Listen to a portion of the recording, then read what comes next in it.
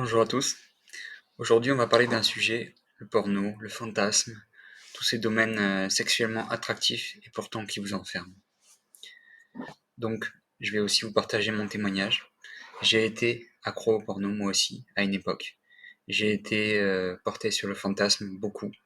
Et j'ai vu les effets, à quel point c'était enfermant. J'ai senti et vu et vécu, expérimenté le pendant, l'après. Et je peux vous dire qu'il y a une sacrée différence. Donc il faut savoir déjà que le porno, c'est un égrégore très fort, très puissant. Derrière chaque vidéo, derrière chaque pensée qui concerne ce domaine-là, il y a une immense entité énergétique qui se nourrit de ça, de vos pensées, de vos actes envers ça, et qui vous pollue littéralement. Si vous pouviez le voir, ce serait horrifiant en fait. Si on pouvait voir les choses avec nos yeux, ça serait vraiment terrible. Donc ça vient vous polluer, ça vient vous se nourrir de votre énergie, l'énergie que vous mettez dans ces trucs-là. Donc en allant regarder des vidéos, en pensant à des choses, à des fantasmes de manière pas saine, ça vient se nourrir de vous.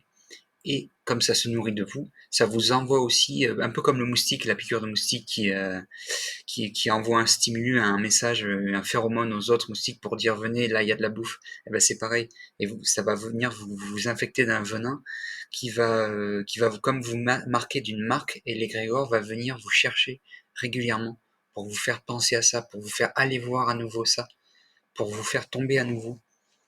Donc c'est un cercle vicieux.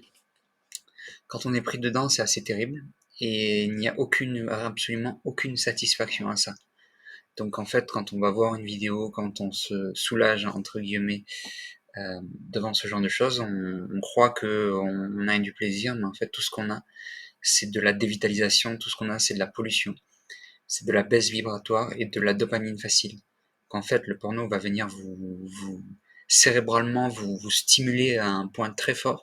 Donc vous allez voir une surproduction de dopamine dans le cerveau, très très forte, sans rien faire. Alors que d'habitude, la dopamine, on l'a quand on entreprend une action, quand on exécute une tâche et que la tâche est faite, il y a une satisfaction. Quand on fait du sport, quand on met en place des choses qui mènent à un accomplissement certain de quelque chose et qui nous donnent une satisfaction.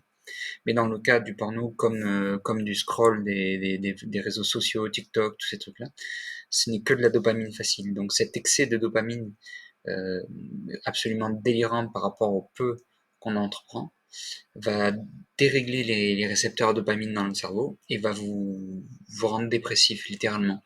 Ça va venir épuiser les récepteurs à dopamine qui, une fois épuisés, donc auront besoin d'encore plus de dopamine pour être sollicités, pour être sensibles.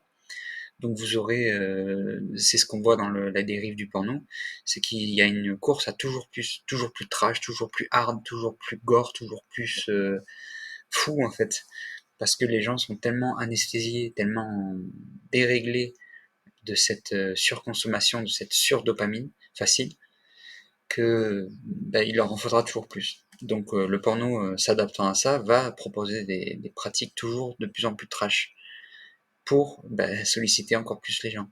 Mais donc vous allez que faire, que provoquer un épuisement de vos circuits dopaminergiques et de votre cerveau, et ça va vraiment créer des états tristes, dépressifs, tout ce qui va avec. Donc si vous voulez toucher des vrais états de paix, des vrais états de bien-être et de satisfaction réelle, durable sur le long terme, c'est pas la voie à prendre. On le sait déjà, mais on a besoin d'un petit rappel de temps en temps. Et je sais que beaucoup de gens sont piégés là-dedans. Je l'ai été moi-même et je sais à quel point c'est dur d'en sortir. Donc, je sais à quel point c'est dur. Je l'ai vécu, je me suis fait aider, j'ai fait ce qu'il fallait. Je suis retombé dedans pour ressortir, pour retomber dedans. J'ai fait des allers-retours et j'en ai payé les frais. J'ai eu comment dire, des expériences de vie douloureuses avec ça, parce que comme j'étais prêt à un moment à le lâcher et que je l'ai pas fait à un moment, eh ben la vie m'a tapé dessus en fait. La vie vous tapera dessus. Si c'est le moment, elle vous tapera dessus encore et encore, aussi fort qu'il le faut pour vous réveiller. Donc ça peut être des maladies subites, soudaines, qui en quelques minutes vous envoient aux urgences pour pour un truc qui va passer en quelques jours et qui aura des effets plus tard, quelques mois plus tard, de vous mettre à mal financièrement. Vous voyez, il y a toute une non-fluidité qui est là, qui se met en place, qui est répercutée dans tout ça. Donc, si vous voulez rester solide, n'allez pas voir ça. N'y allez plus en tout cas. Donc la prise de conscience, elle se fait petit à petit. À un moment, on sent que c'est plus pour nous. On sent que c'est un niveau vibratoire extrêmement bas, en fait, le porno aussi. Il faut savoir ça. C'est que les maladies vibrent à une vibration très basse.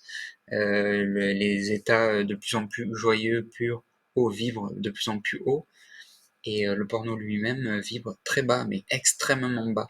Je sais plus l'unité, il y a des unités pour ça, mais enfin, voilà. Mais c'est assez catastrophique.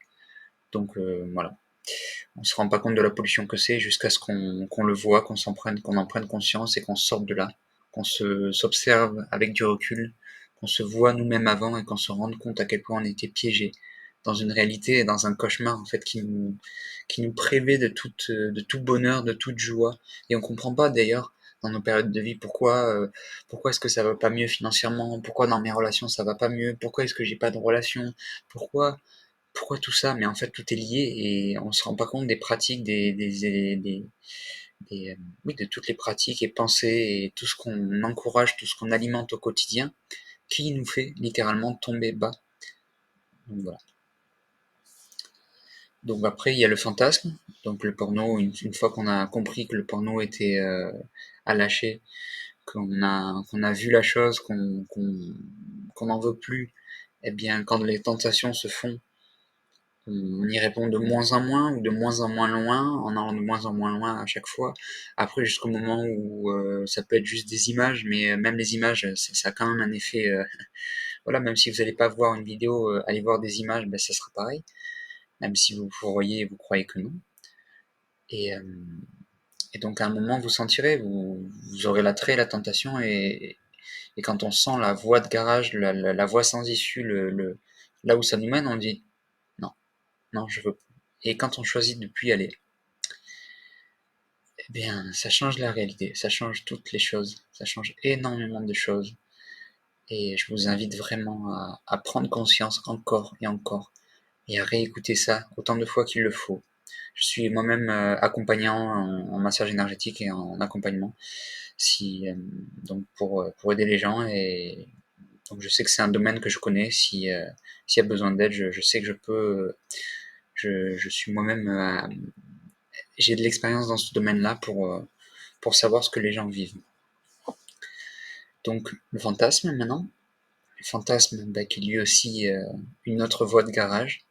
Alors évidemment beaucoup de gens vont dire bah quoi, il n'y a rien de mal à fantasmer, le sexe c'est mal, c'est ça, le péché originel, la vision chrétienne enfermante.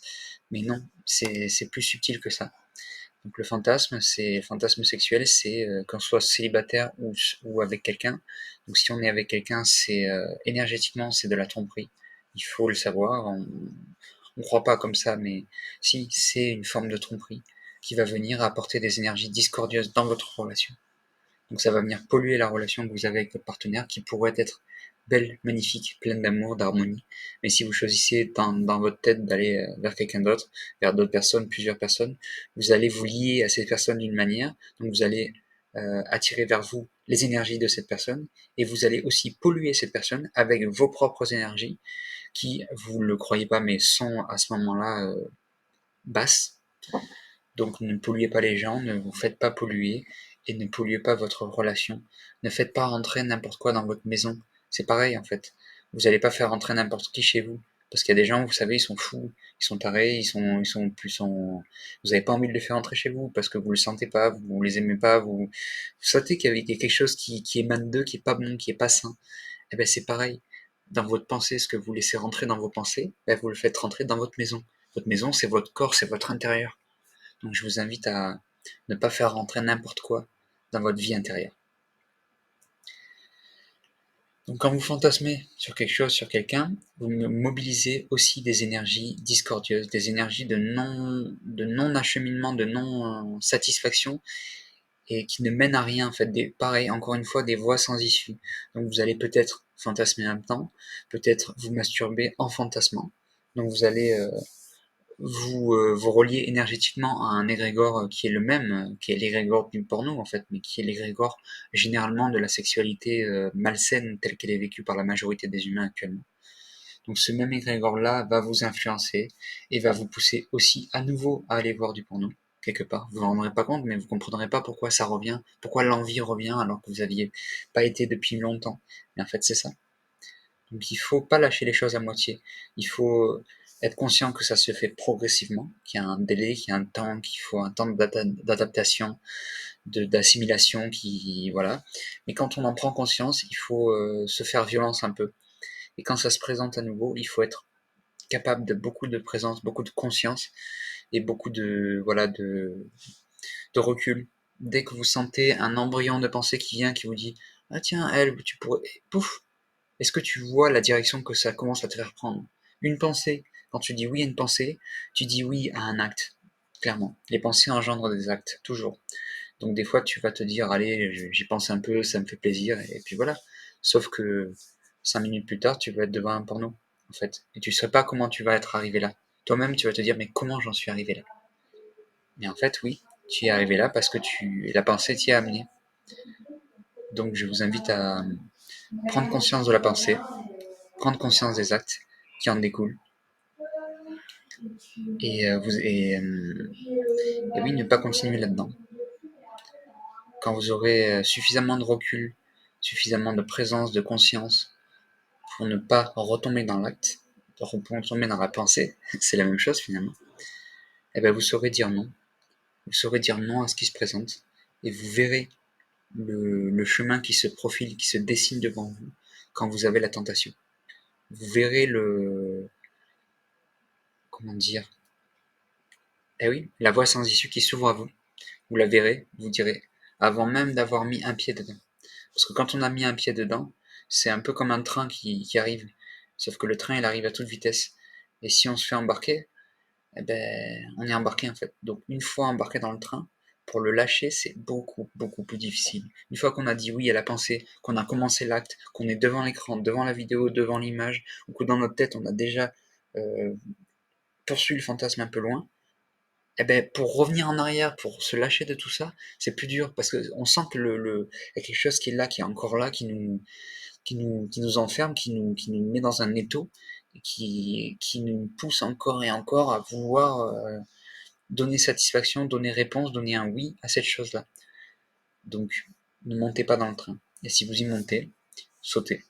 Vous risquez pas grand-chose, hein. Au pire, vous vous casserez un peu la gueule, mais au moins vous saurez qu'il faut plus monter.